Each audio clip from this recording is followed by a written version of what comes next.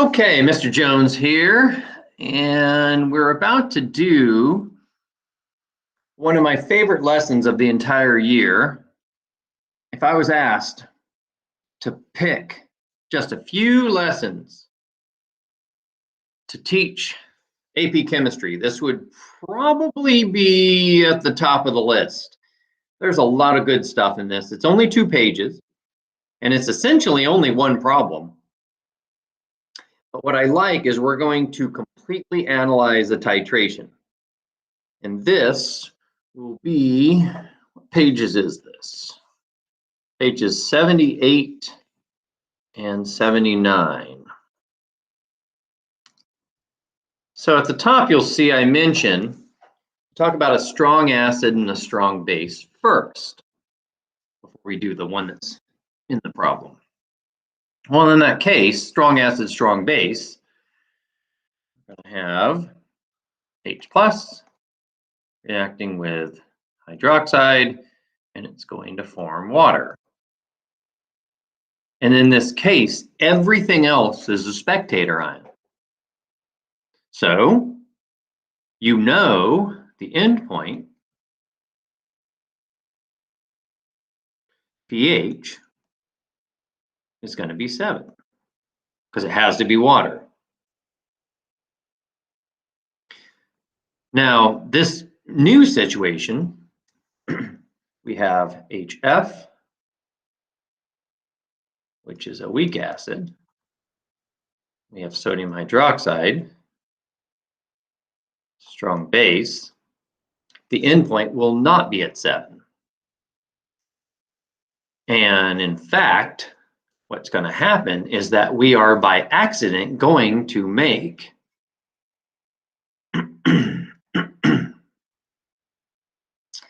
a weak base. It's not the intention, but it's what's going to happen. And the weak base that we're going to make is going to be F minus. So it's going to make the endpoint slightly basic. So what we're about to do is analyze what's going on during a titration. We'll look at what's the pH before you start. Then we'll look at the pH part way through. Then we'll look at the pH at the end point. And then we'll see what happens if you added extra base past the endpoint. And essentially, look at what's going on throughout the titration. So let me get rid of some of these marks I've made. Tidy the page up. And we'll get going on this. So get rid of that. Actually, we can keep that. All right, first thing it mentions is to calculate the volume of base to reach the endpoint. So in this particular titration, we are assuming with an acid, and that, so start with an acid, and then we're adding a base, which is the traditional approach. You don't have to do it this way, but this is how it's normally done. So if we were to look at a graph, that was not a very straight line. That's better, of pH versus volume of base. We're going to have something where we start down here. Slowly it will increase till we get to the endpoint, and then it'll be a big jump, and then flatten out as you're just adding base to a solution. Now it's useful to know where the endpoint is. In other words, the endpoint in my random graph here is going to be right smack in the middle of the jump. It's nice to know where that's going to be if you can predict it.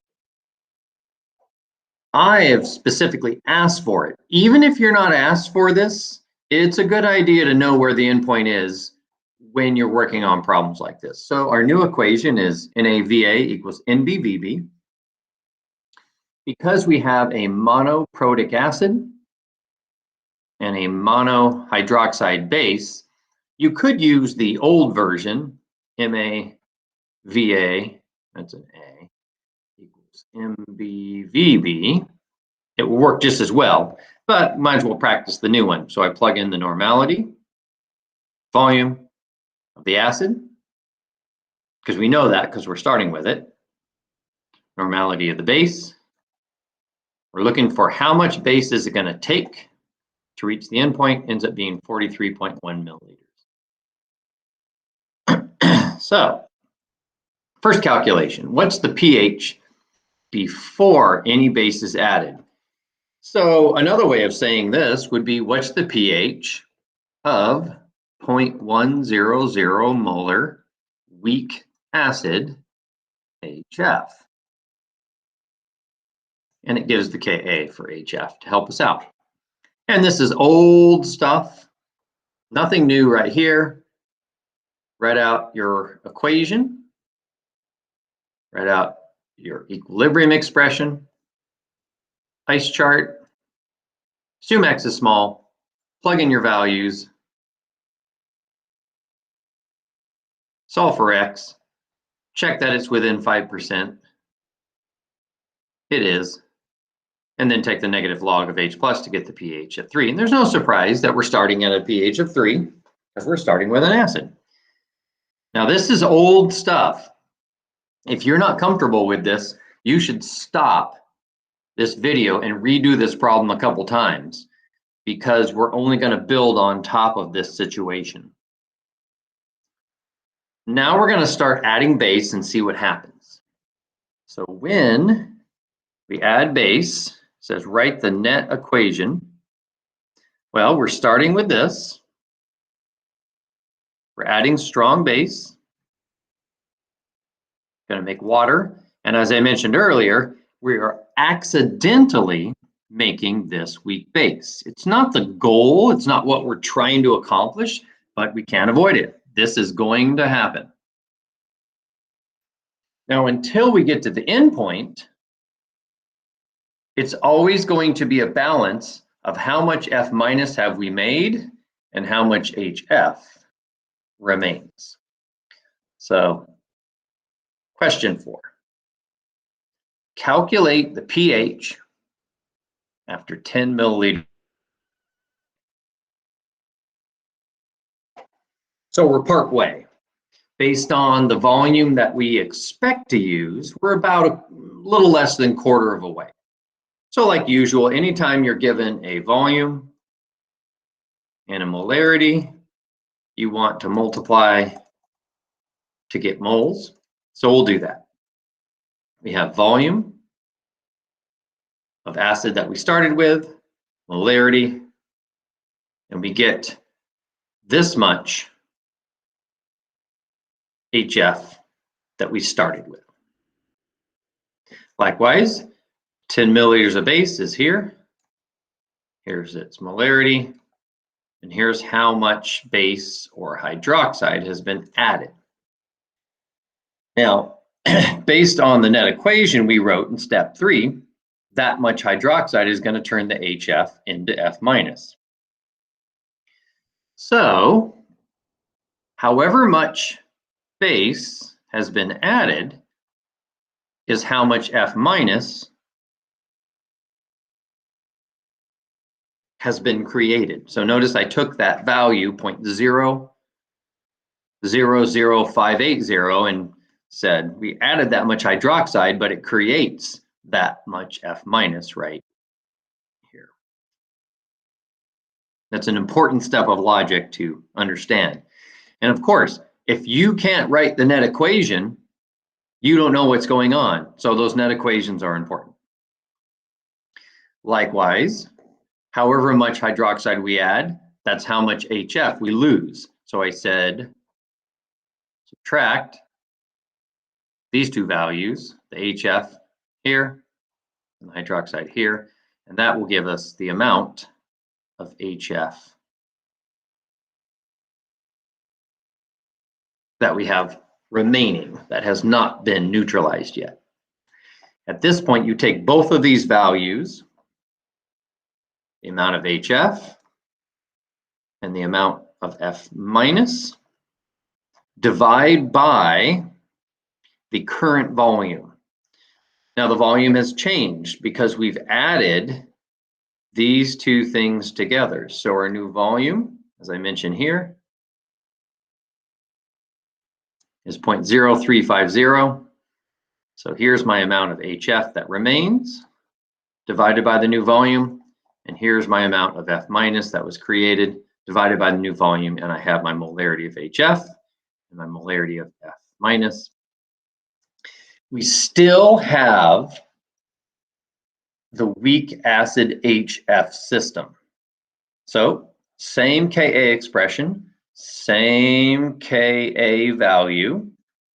We're solving for H plus.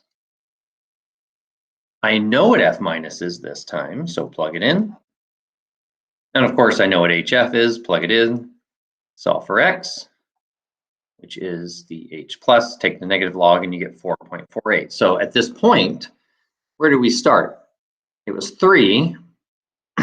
So the titration started at a pH of 3, and now it's gone to a pH of 4.48. And that makes sense because we started with a weak acid. We've neutralized some of it. We don't have as much, so the pH went up a little bit. You would do this exact same calculation the entire time during the titration. Things only change when you get to the very end point. And that's what we'll look at now. So, calculate the pH at the end point. pH endpoint. Well, you have to realize our HF has been added a significant amount of hydroxide, and it's been turned into water. This is the same equation we wrote earlier, and it has made F minus. Well, at the end point, this is gone. We have perfectly neutralized it using a certain amount of hydroxide, so that's gone too. We've made some water, and more importantly, we've made a bunch of F minus by accident. So we no longer have a weak acid situation. We have a weak base scenario now. And so you'll see that I wrote the current system. Current system is this weak base doing what it does. And F minus in water gains a hydrogen very weakly to make HF and hydroxide. So now notice this is now a Kb, and that's the expression based on this equation. Since we now have a weak base system, we don't want to use the Ka of HF anymore. We want to use the Kb of its conjugate F minus. So going back to a recent lesson, Ka times Kb, it's 1 times 10 to the negative 14. If we take that, divide by the Ka of HF that was given in the problem, we now get the Kb. That's what this is, the Kb of F minus. Now, since we now have a weak base F minus scenario, we need to know how much F minus is there. Well, earlier, I calculated the moles of HF that existed before the titration. That many moles has been turned into F minus. So we know that the amount of F minus must be 0.00250. So you'll see 0.00250 moles of HF has been turned into F minus.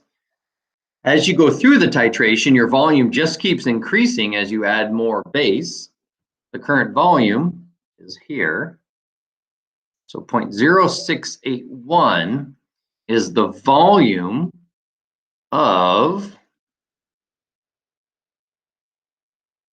HF that we started with here and the amount of base that we've added. 25 milliliters plus 43.1 milliliters is where I now know, let's just keep the one problem in view, the 0.0681 liters here. That allows us to calculate the molarity of F minus. Plug all this stuff in. I'm skipping the ice chart and so forth. So here's my Kb of F minus that we just calculated. I have two X's. One of them is hydroxide and the other one is HF. Here's the molarity of F minus based on how things have been diluted.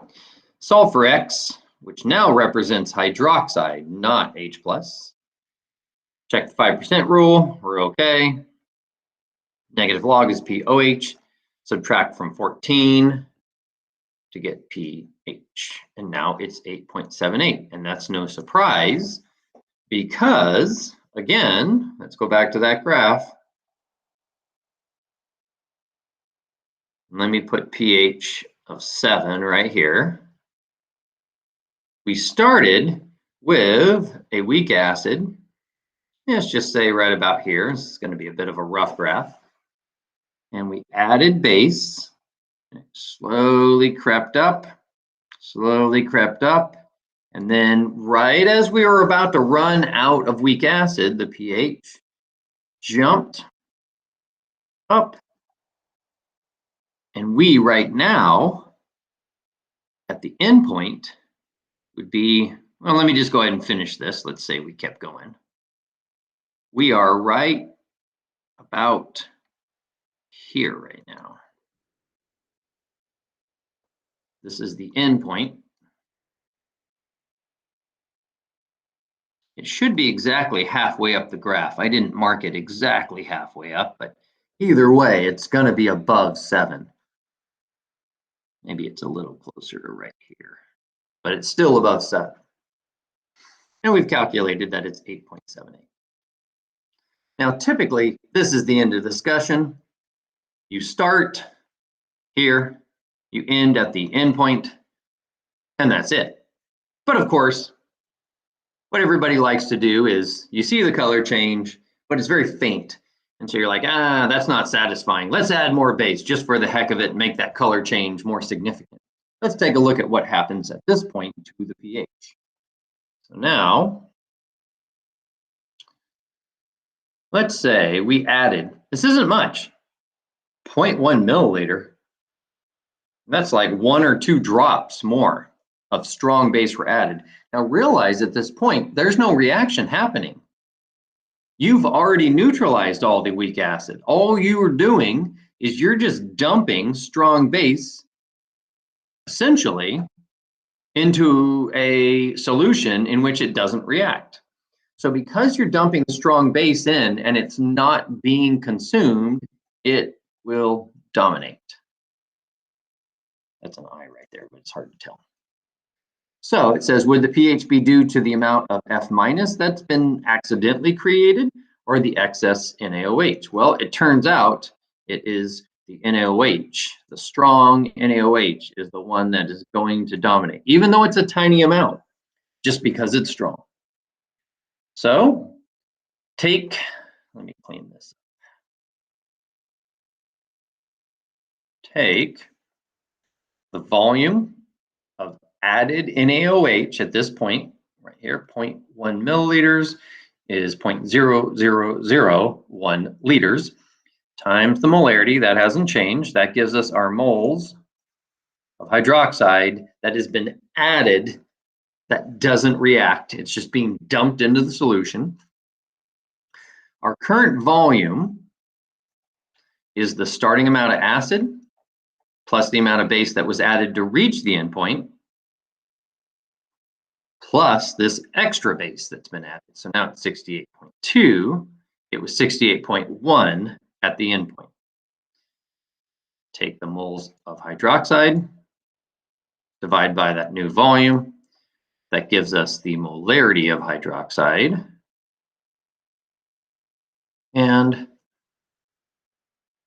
POH is the negative log, pH is 14 minus that, and you get 9.929.